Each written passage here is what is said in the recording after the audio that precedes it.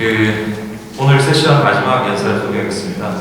The last speaker of today's this session is Dr. Angelo Banares. He is a postdoctoral researcher in Professor Jung Woo-jin's lab at Myeongji University at the Department of Environmental Engineering and Biotechnology. Today he's going to talk about development of robust glycolic acid-producing E. coli. Please join me in welcoming Dr. Banares. Yes. Thank you. Good morning, my name is Angelo and I am from the Department of Energy Science and Technology, Myeongji University, Yongin Campus. And what I'm going to discuss to you today is our study entitled Development of Robust Glycolic Acid-Producing E. coli strain through Evolutionary and Metabolic. So, before I proceed to the result of our study, let me briefly discuss to you what is xylose metabolism. Because most of our study deal with the use of xylose as a substrate for the production of valuable compounds. So, to begin with, the lignocellulose comprise of three materials: lignin, hemicellulose, and cellulose. And hemicellulose is dominated by xylose, 35%. And another promising sugar, which is cellulose, can be obtained from the cellulose hydrolysis. So in terms of xylose pathways, there are different xylose metabolism depending on the microorganism. So usually in E. coli, so it has the xylose isomerase pathways. And other microorganisms such as Colobacter crescentus has the xylose oxidative pathway, yeast xylose reductase pathway, and there are also some synthetic pathways such as the cellulose 1-phosphate pathway and ribulose 1-phosphate pathway, and the glycoptimus pathway, which was established in E. coli. So the xylose oxidative pathway is, there are two types of this pathway. We have the Wingberg pathway and the Downs pathway. So both assimilate the xylose down to the central metabolism. The difference is that the Wingberg pathway assimilate the 2-keto-3-deoxydecellulate towards the TCA cycle, and this Downs pathway cleave the 2-keto-3-deoxydecellulate to glycoaldehyde and pyruvate, and the glycoaldehyde can be converted to glycolate and ethylene glycol. So glycolate is actually an important compound. But before I proceed to the production of glycolic acid,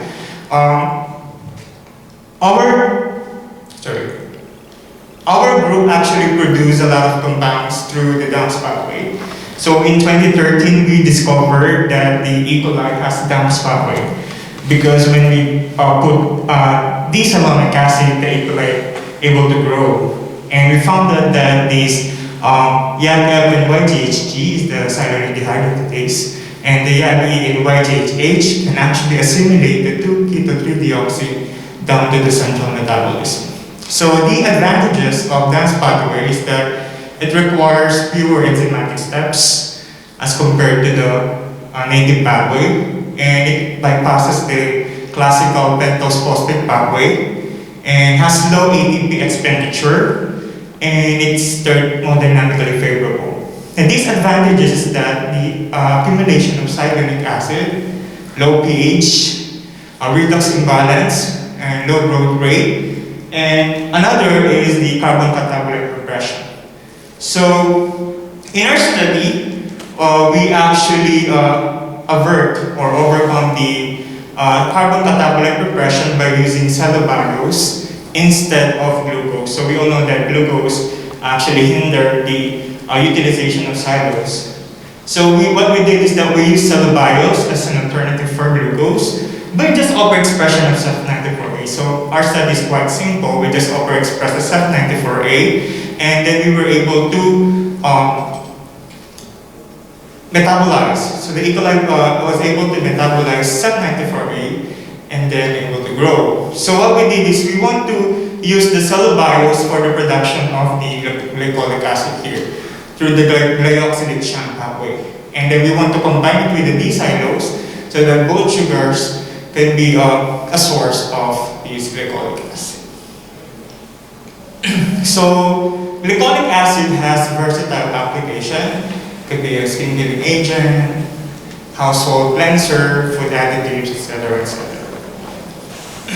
So what we did first is that we transformed 3 different plasmids. The first one is the one with SEC94A only.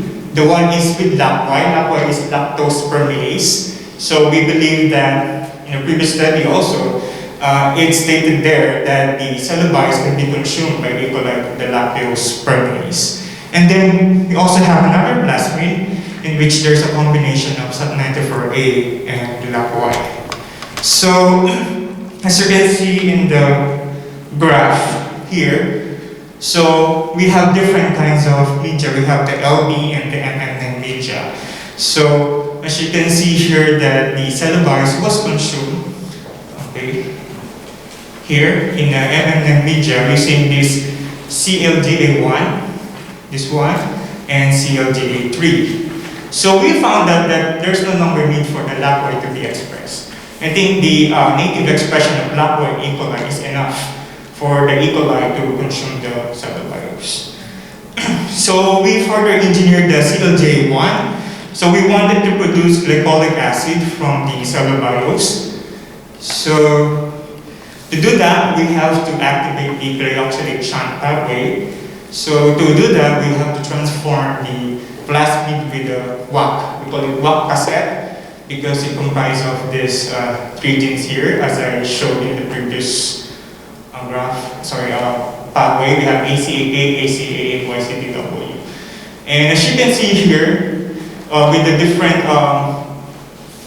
the different strains here, CLJ4, CLJ5, and CLJ46, we were able to produce glycolic acid here. So among the 3 strains, the CLJ is CLJ5 with the deletion of XY11B and GLCD, able to produce high amount of glycolic acid in comparison to the one with the additional deletion of these genes. So we further engineered the CLJ5 to also produce glycolic acid from the xylose. So this one is the CLJ7. So we transform another plasmid, okay, plasmid with the XDH expression, which convert the D-xylose to D-xylonate. And the E. coli will then convert the D-xylonate down to glycolic acid. So we have 2 different combination here. So first we have the 4 gram cellulobiose and 4 gram xylose, and the other one is 2 gram cellulose and 4 gram xylose. And as you can see here that this combination is more promising. So we were able to produce maximum glycolic acid, 0.51 grams per grams. This is the maximum theoretical yield from xylose. So, and while the other one, 4 grams cellulobiose and 4 grams xylose, wasn't able to produce glycolic acid. So I assume that the acetate can actually, we can actually associate the acetate accumulation. So why we didn't have the glycolic acid and some other factors that we still don't know. Okay. So another one is to produce also glycolic acid from cellulobiose, also from xylose to glycolic acid. So we have here 2 plasmids. We have this one and this one. We transform it, and we were able to produce high amount of glycolic acid. Okay. So we assume that the acetate formation might be the problem why we do not have glycolic acid because of the overflow metabolism. because in the previous studies, they said that when there's high action rate, it actually deactivates the TCA cycle. So it then, hinders the growth of the E. coli. So another strategy is to do cyclic feeding, in which we are trying to limit the flow of the sugar to the central metabolism by doing little by little addition of the cellulose. So we have two combinations here. So we have first 2 grams per liter cellulose and 5 grams per liter xylose, 1:2. And we also have here another a little lower. So as you can see that in the first part, graph, we produce around 4.27 grams per liter of 4.1 grams per liter of glycolic acid, and the other one we produce 4.27 grams per liter of glycolic acid. So since the problem with this one is, first, the consumption of cellulose is so slow, so what we did next is we did adaptive laboratory evolution by serial dilution. Okay, so we keep on growing the E. coli to 4 grams per liter of cellulose, so we keep on cultivating it until such time that the growth, target growth is achieved, growth rate. As you can see here, so first we transform the plasmid with sub-94A under constitutive promoter, and then we did preconditioning, and then we did adaptive laboratory evolution. So after 41 days, we achieved around an average of 0.56 gram per liter, 0.56 hour rate of growth, which is actually in comparison to using glucose as a substrate, as you can see here. So this is a promising result. So what we want to do is to actually test this strain, develop strain, for the production of glycolic acid. So as you can see this one. So from here, cellulose is assimilated down to the TCA cycle, pyruvate, and it goes to this glyoxylation cycle, and it will produce glycolic acid. So to do that, we overexpress these 3 genes, YCDW, ACA, and ACAK. So the ACAK actually inactivate this conversion of isocitrate to beta-butyrate by keeping the enzymes phosphorylated. So the isocitrate dehydrogenase, when it is phosphorylated, it inactivates this metabolism here. So it then allows for the glyoxylate to be converted to glycolic acid. So we tested this one in our evolved strain. And then as you can see here, so we have a biomass. First, here we have a biomass here. So as you can see that the biomass is relatively higher as compared to the non-evolved strain here. This is the evolved strain, the red one. As you can see, it's high. But it also allows for the acetic acid to be accumulated. That's why maybe, as you can see here, that the growth is a little bit lower, the growth rate here.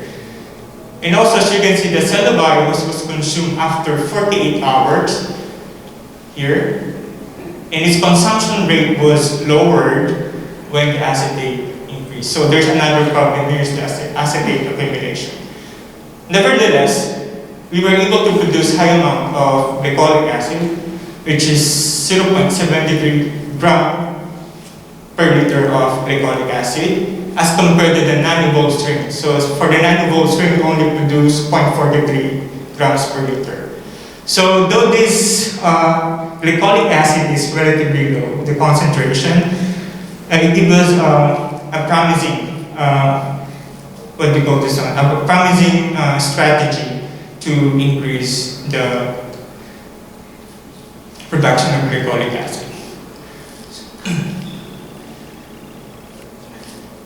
So next one is we also want to produce glycolic acid from xylose. Xylose and cellulose together. So to do that, we transform PFXY. We call this plasmid PFXY because it bears the genes responsible for the expression of this protein for the production of glycolic acid. While the cellulose can be produced from the glyoxylation with YCDW. But this time we just express YCDW, and as you can see here that at first the biomass is high in the evolved strain, but after 24 hours it seems that they are just the same here. Okay, so and then also for the cellulose consumption, the cellulose was consumed totally for the evolved strain, while there is a residual 1 gram per liter of cellulose for the non-evolved strain. And for the xylose consumption, as you can see, also for the evolved strain, it consumed at 36 hours, or for the non-evolved strain, it consumed at 48 hours. Another problem that we are actually still encountering right now is the accumulation of cellulonic acid. As you can see here, that the cellulonic acid accumulated up to 5 grams per liter, and it was not further metabolized after 72 hours. So this one gives us an opportunity to actually explore what strategies we can do in order for us to tackle this problem. Maybe we can fine-tune the expression of genes as what speaker talked about a while ago. So that may be one strategies, or we can actually do cyclic feeding again, so we can limit the cellulonic acid accumulation, because this one actually acidifies the media, and when it enters the E. coli, okay, intracellularly, it requires another ATP. So it requires more energy for the bacteria to metabolize this metabolite. So for the glycolic acid, there is like slight increase here. We produce around 3.15 grams glycolic acid per liter as compared to 2.71 grams per liter of glycolic acid. So, in conclusion, though our study is still under development, we conclude that adaptive laboratory evolution can enhance the production of the target product as well as the growth rate of the strain, which is one of the key factors for a successful metabolic engineering.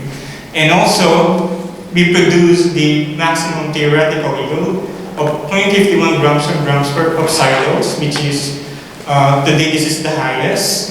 And we are the first group to produce glycolic acid directly from the cellulose. So, that's all. Thank you. I think we have time for one quick question. I got actually one question, Dr. Banares. So have you, do you have any plan to characterize those evolved strain? Yeah. Actually, we have budget. We can characterize the evolved strain, the genome sequencing, so we can identify which part of the genome was affected by the adaptive laboratory evolution, and we can do reverse engineering, so we can directly engineer the microorganism for increased cellulose consumption, something like that. Okay, great. Thank you. Thank you for your talk again.